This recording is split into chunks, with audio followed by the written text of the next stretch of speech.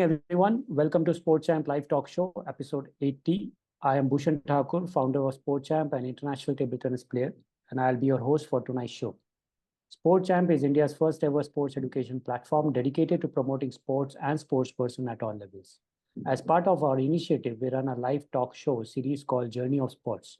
This series aims to highlight sports educators across the globe that are experts in sports and invite them to discuss and share their visions, methods, and unique approaches to develop sports and sportspersons. Our mission is that these discussions will serve as a guiding force for sports enthusiasts across the world and help them in their journey of sports.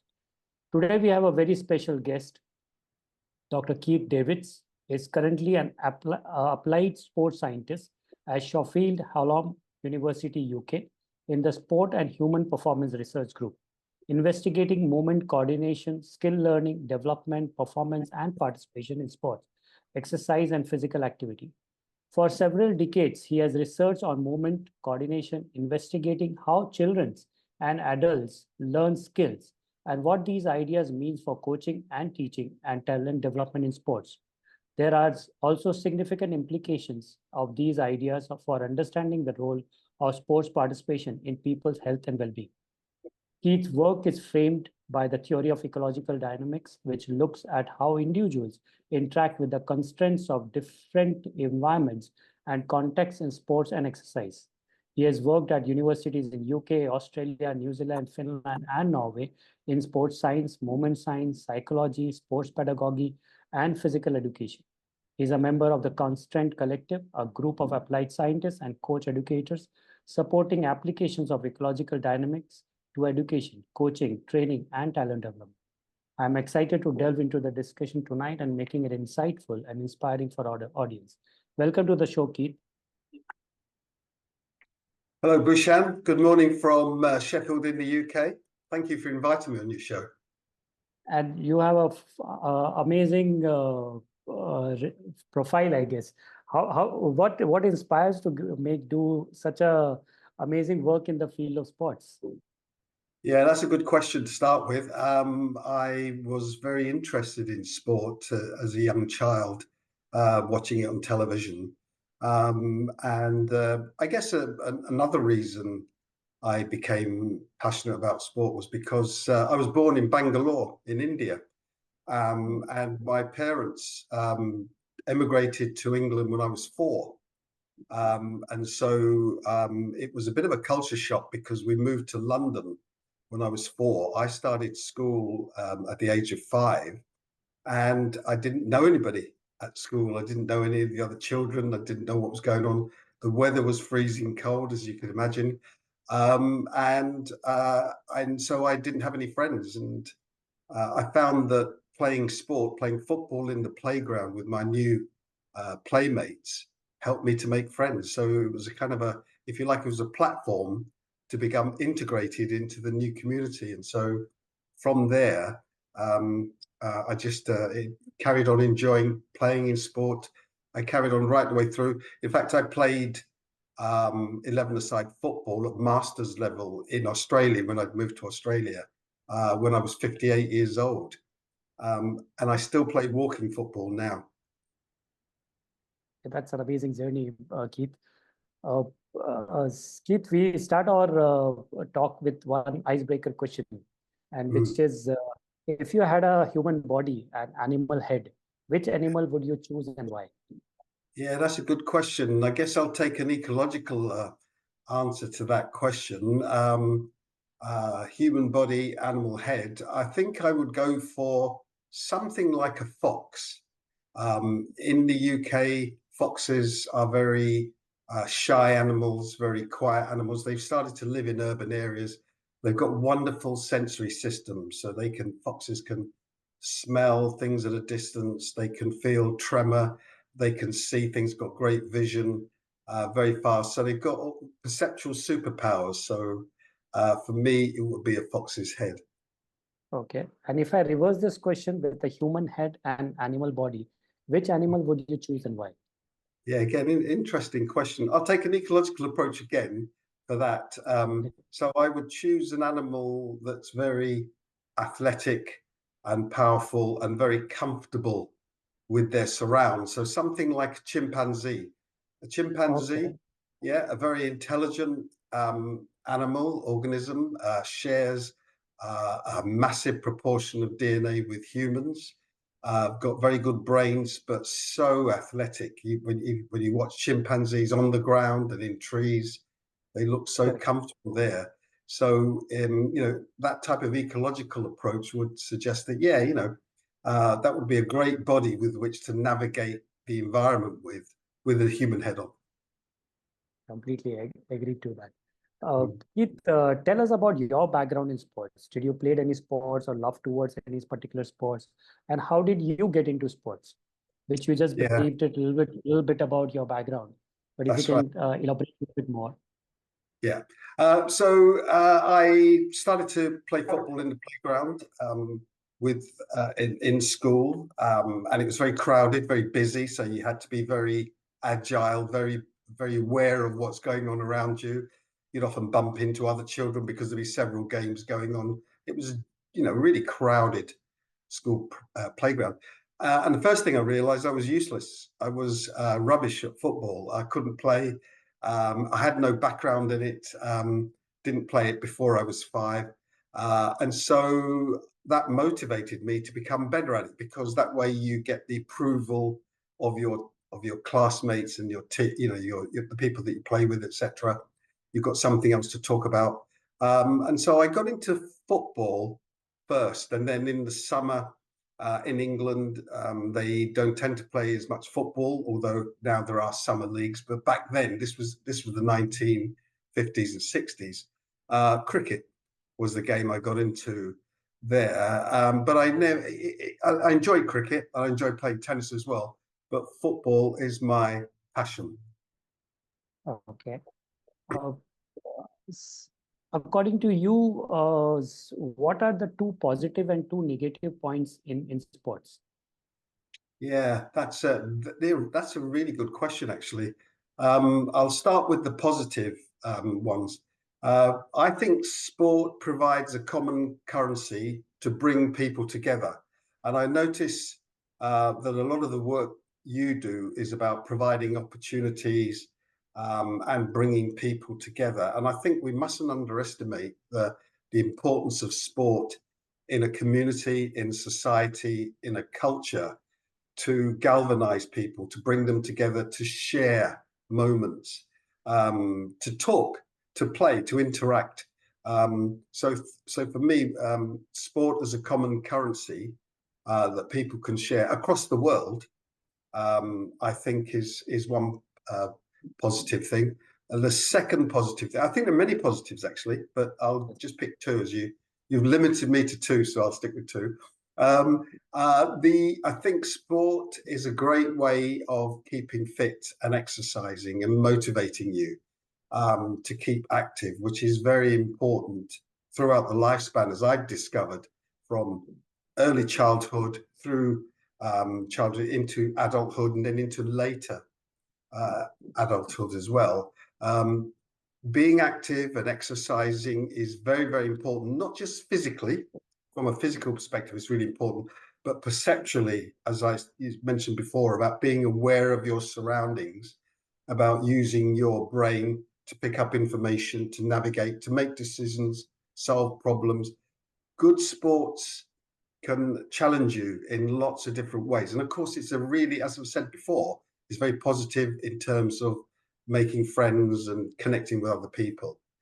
On the negative side, I don't like the way that sports, particularly in childhood, is being professionalized. That it's becoming more like work. I don't like. I think there's a lot of negative things with the idea that you can identify talent at a very early age.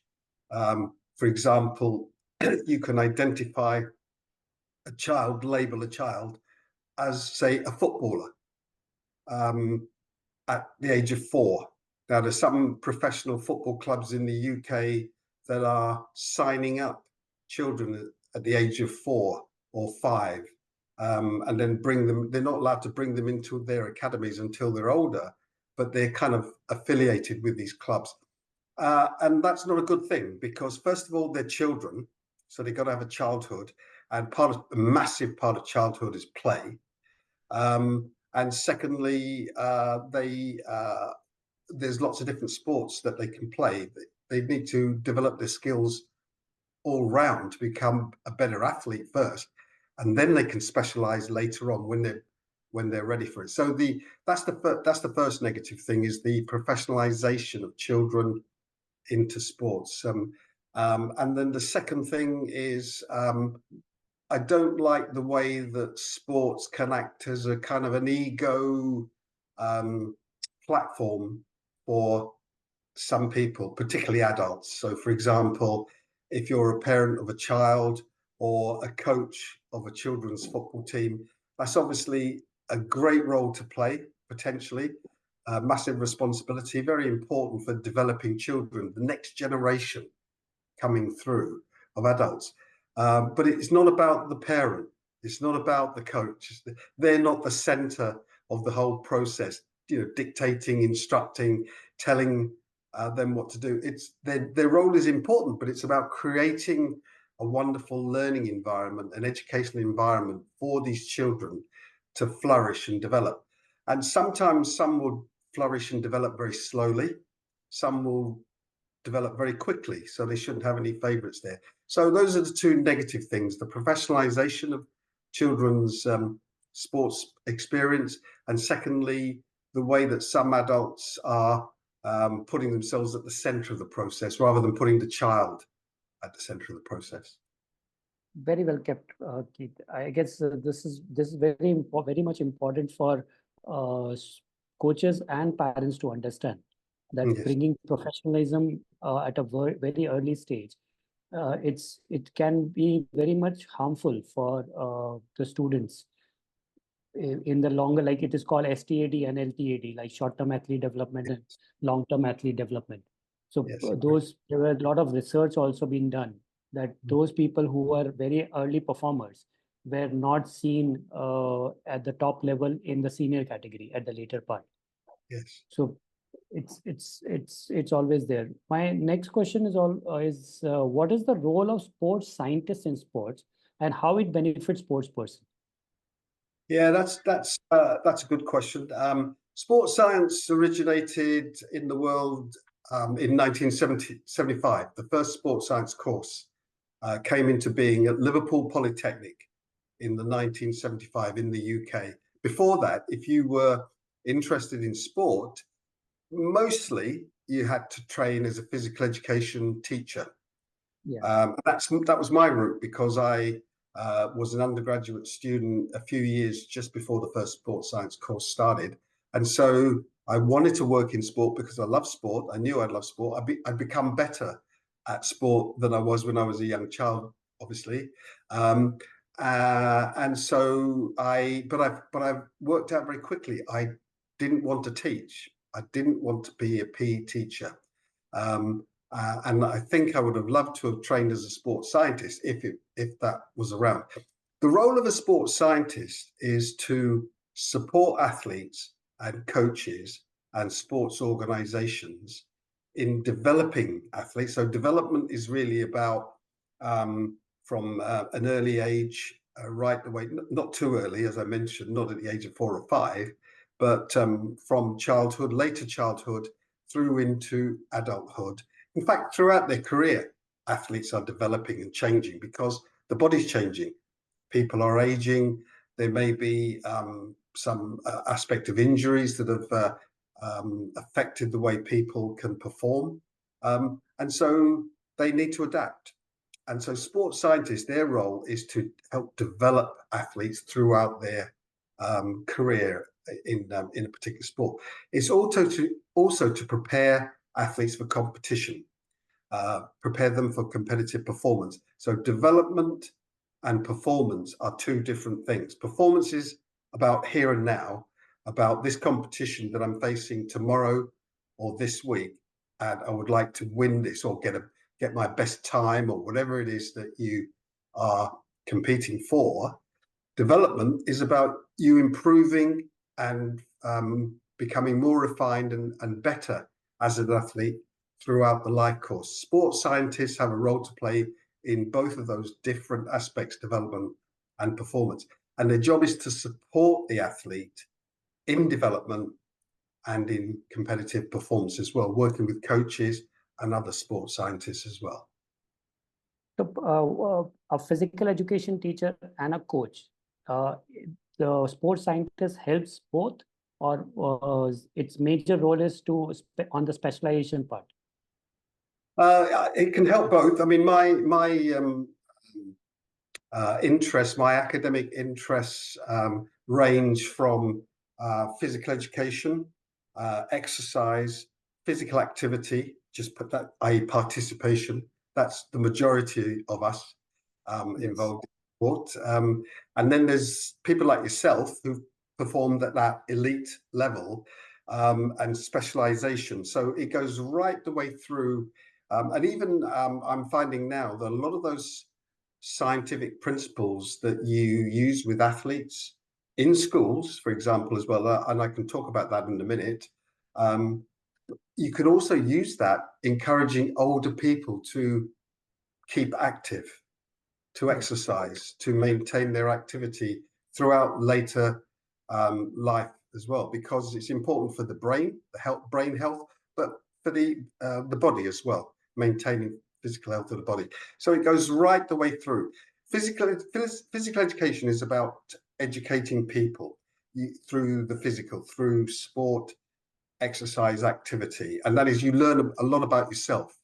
You learn about how your body works. You learn about your thinking and also other people's thinking and interacting with others as well. So you can learn a lot of life skills by engaging in physical activity. And predominantly a PE teacher is involved in that. But because they teach sports and exercise activities, they need to rely on a bit of sports science, because science is not static. It's not in a box and that's it. This is all you need to know about the human body and exercise, or mentality and training and learning. It's changing all the time. Things are improving and being refined all the time. So physical education teachers use scientific principles in their work, but they're not necessarily working with elite athletes. Maybe a very tiny proportion of the kids they work with will go on to become elite athletes, but their job is not to identify and train the children as if they were elite athletes. It's to encourage lots of people to take part in sport. And I enjoy that. I like that aspect of it. Keith, what is theory of ecological dynamics, which looks at how individuals interact with the constraints of different environments and contexts in sports and exercise?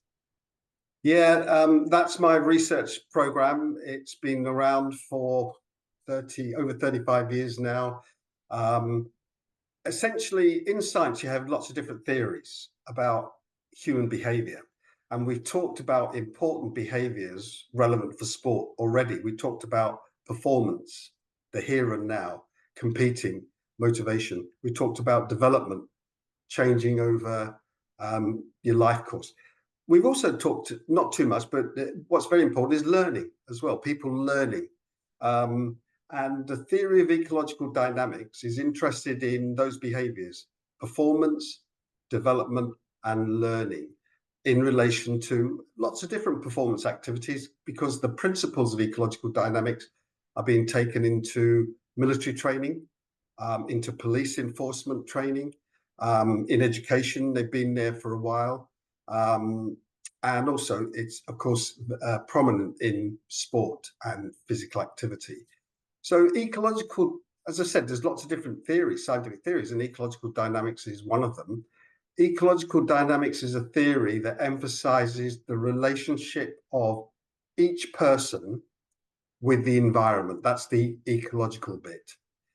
Each person with the environment. So every person from birth, even before birth, actually, in the womb, they're forming a relationship with the environment. In other words, the environment is influencing that person. And in turn, that person then gets to influence the environment by organizing, by structuring it in a certain way. And so this performance, so this person-environment relationship, that is the topic of scientific research that we undertake. And we're particularly interested in how people learn, develop, and then perform in specific environments. And sport is a wonderful environment to study in. Correct, correct. So your several years of research is on movement coordination, investigating how children and adults learn skill. What these ideas mean for coaching and teaching and talent development in sports. Yeah, and that's the key to it. That is the key to it. So helping people to become more interested, you become more interested in something if you become quite good at it, if you feel good about taking part of it in something and enjoying it in it. And that doesn't mean coming out on top in a competition all the time. It doesn't mean winning all the time. For most people, taking part and doing the best that they can is really important to them. And they enjoy that experience of participation. And that's what ecological dynamics is about. It's about empowering people and skilling them to coordinate their bodies in a particular environment, whether it's really dynamic or not so dynamic, so that they perform the best that they can. So that they're, for example, if they have certain intentions, like in cricket, for example, to catch a ball or to throw a ball at the stumps or to hit the ball with the bat in a certain direction away from the fielder.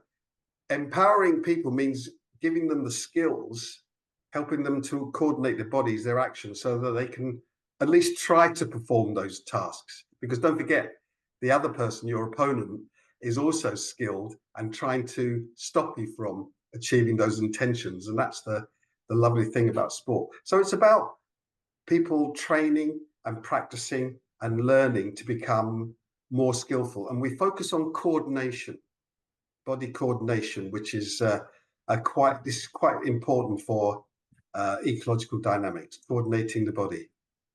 The coordination actually plays such an important part. Like we say it in, there are 4 C's: communication, coordination, clarity, which leads to confidence. Yes. So if you communicate, you Yeah. coordinate very well. If you coordinate very well, you have a lot of clarity. And once you have a clarity, your confidence goes up. So these 4 C's are so important in any sports person life. Like when we used to play for India and international level, this 4C was used to be our 4 pillars, which used to always focus like communicating with ourselves, communicating with our coach, communicating with our parents. And the moment the coordination builds up, yes. To build a confidence, you require clarity. So that is what like when you mentioned the coordination part, it actually is so important in any sports person life. Yeah, very good. I mean, when you think about it, we've got this wonderful apparatus, the human body, and people's bodies are different. People have got different abilities, they've got different conditions, their brains are different, their body parts are different, etc. And so a real challenge for everybody from infancy right the way through to older age. And it depends on all the things that happen to that person or doesn't happen. Essentially, the real challenge is to coordinate the body parts, the muscles, the joints, the bones, the limbs, in order to achieve their intentions. And if later on in life, well, if you think about it from infancy, your intention as a child is maybe to stand up and to take a step and walk without falling over. And of course, then later on in life, when you're an older adult, your intention is to make sure that you don't fall and have a bad injury when you're navigating a very uneven surface or on a steep hill, that sort of thing. So you can see that those intentions really don't ever change. Coordinating your actions with respect to the environment are there regardless of what you're doing, but they're especially important in sport because it's such a dynamic environment. One question arises here, like in sports, there are 4 stages. One is hobby, second is happy-go-lucky, third is dedicated, fourth is devoted. Like some people play for hobby, some people want to play certain matches. They win certain matches, they lose the certain matches, doesn't matter to them much. So they are under the stage of happy-go-lucky. Dedicated, they become a little bit serious towards it. They start planning, mapping, goal mapping, and everything. Devoted means they start giving all. Like, for example, a fundamental difference between a dedicated player and a devoted player is dedicated players, you give your time, your effort, your money. Devoted Mm, player means you give you are all in. mm. Yes. So one in this entire journey, which you just mentioned, from the childhood to older player and everything, a percentage which drops from a hobby player to a devoted player is the enjoyment part. Mm, Like from a younger player to older player, if you see, slowly and steadily when he's getting into the specializing stage, you see the enjoyment getting dropped, and mm. slowly and steadily the person is more tense towards performance. So what do you have to say about it? Have you observed this? Yes, I have. Yes, and actually, there are different ways of looking at it. I like that way that you gave. That's really good. And it essentially it goes from what I call your performance in sport is more generalized early on. It's play, fun, and enjoyment. Those are the important things, and that's why I don't like coaches who come in and try to, or parents even, who try to professionalize it all and make it like a job of work for the child. They're at that play, fun, and enjoyment stage, and that's where they're exploring. They're finding their identity as an athlete. Am I a cricketer? Am I a football player? Am I a swimmer? Or am I an all-rounder? Do I like playing in lots of different sports? So it's more general there. And the needs of the athletes are more generalized at that phase. And then they move towards more specialization, as you say, as they get on.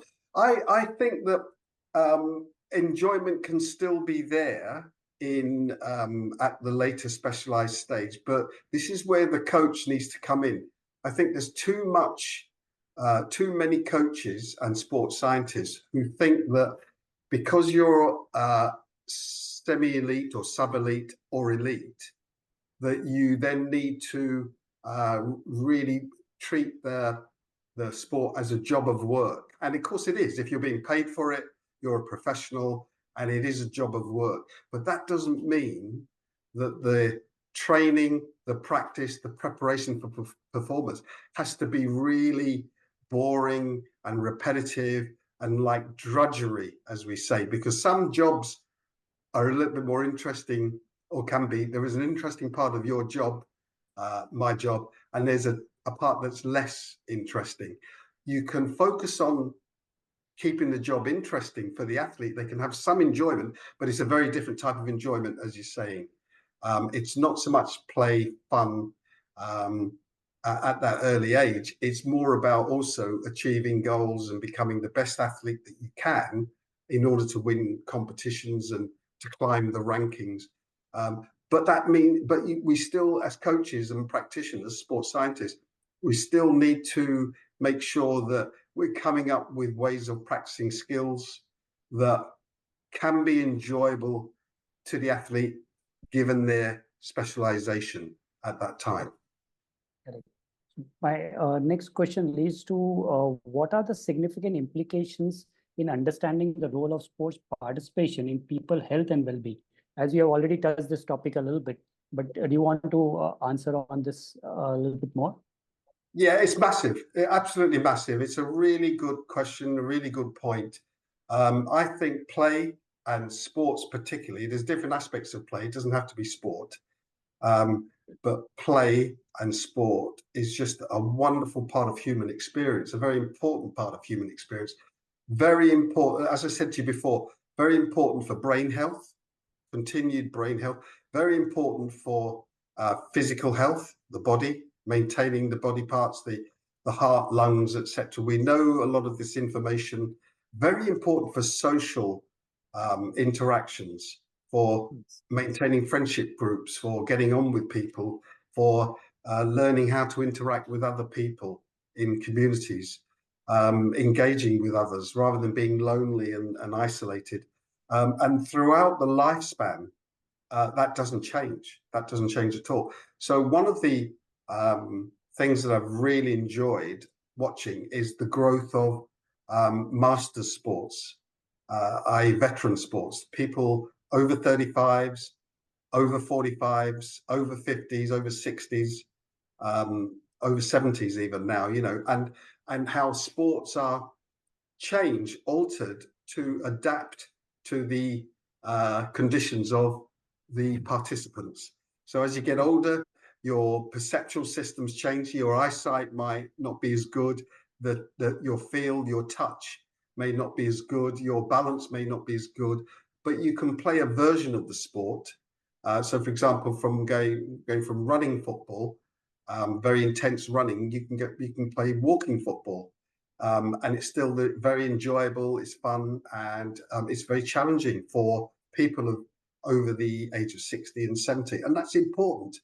I'll also tell you give you another example that you might like, Bhushan. People will have heard about parkour, the sport of parkour, which is how people interact with their environment. I think it's a very good training. It's a sport in itself, but it's also a very good training activity for people because it helps them to maintain their mobility, their agility, and to interact with the environment in different ways, jumping off things, stepping onto things, landing, balancing, crouching into spaces, all these sorts of activities. Very good for children, very good for adults. In Leeds, a city in the north of England in the UK, the council has introduced parkour, a 6 weeks parkour program for elderly people. Now, this doesn't mean that these elderly people are jumping off buildings and doing all the things that maybe younger athletes are trained to do. They're there with a physio and they're assisted. So there's a parkour installation in a room and they navigate this room, the spaces, with their capacities as they can. And it helps their mobility, it helps their brain health, their perception, their decision-making, their problem solving. And they're with somebody there who can assist them to make sure they don't injure themselves. So that's what I mean now, is a lot of activities in sports are being adapted so people can keep participating right the way through the lifespan.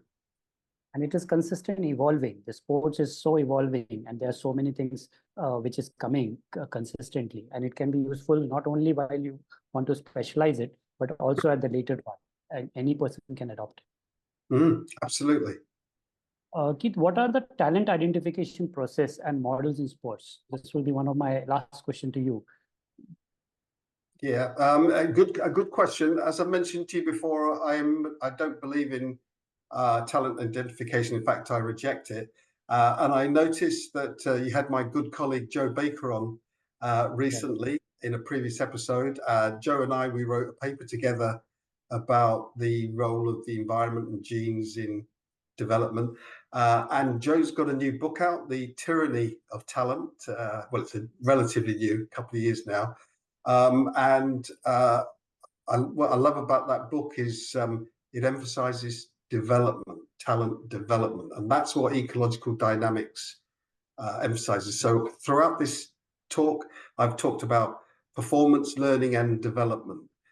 Development particularly is quite important. So for me, rather than trying to identify a 4-year-old as a next potential footballer, the next Ronaldo or the next Mbappe, for example, important footballers in the world, it's much better to look at each individual and look at their potential and try to encourage them and develop them and give them training and activities and skills practices that will allow them to become better athletes first, then become better at different sports, and then select for a certain sport when they are ready. Because as you know yourself from your own experience, specializing in sport leads to very intense specialized training, and you need to be mature and ready for that.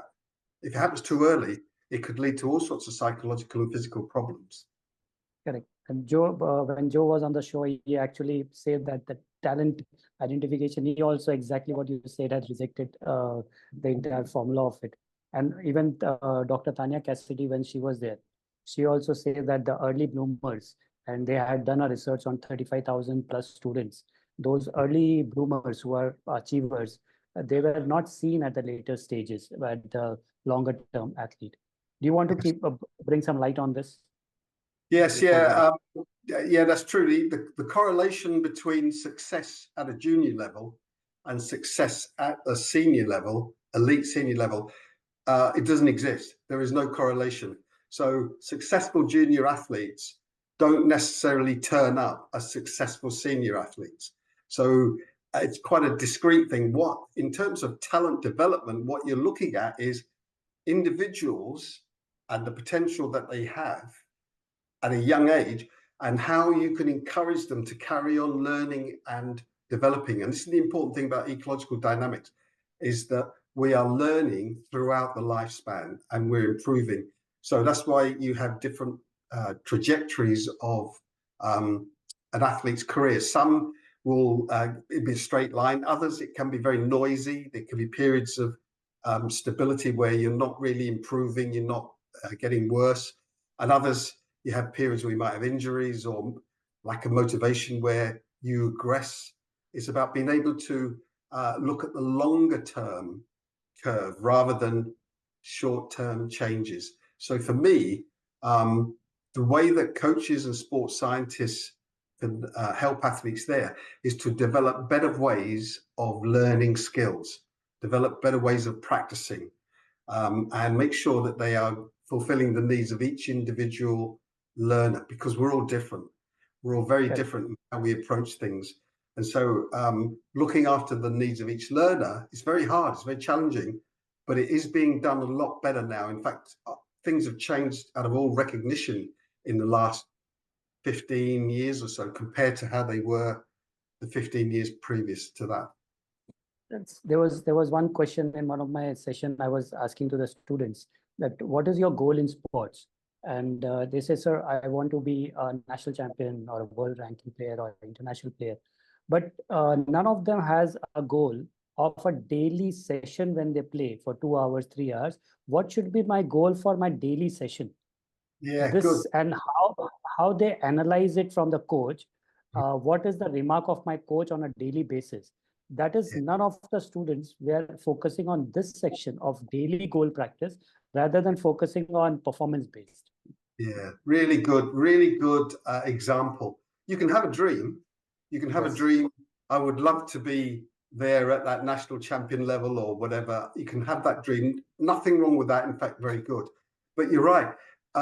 Sometimes people look at athletes and their lives and think, oh, how exciting. They're traveling all over.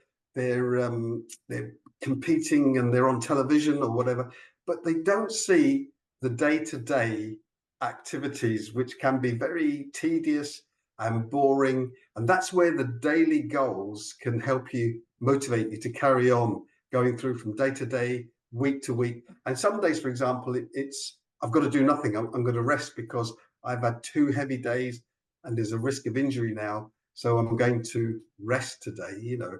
It's like that. It's very, it's not glamorous all the time. And but it can be fun and enjoyable as well if the coach and the skills people, the skills trainers, the sports scientists work together to make sure that they are fulfilling the needs of that particular athlete. And one of the biggest myth, Keith, which I've seen is rest is okay, losing is okay. This has not been digested yet. That if I take, as an athlete, if I take a rest, then people feel you are not serious. People feel you are not doing good. So rest is okay. Rest is important. That rest part is never been given that much importance. How much importance is being given to training? Exactly right. And you know this much better than I am. There, when you've had a rest, it's not just physical rest as well. It's a mental rest. Correct. You feel refreshed and you feel ready to go again.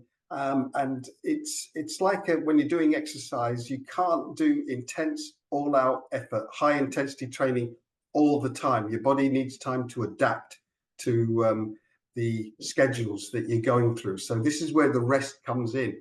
It's actually part of training to become fitter and stronger and a better athlete, and not just say something that sort of happens to, okay, this is a rest day.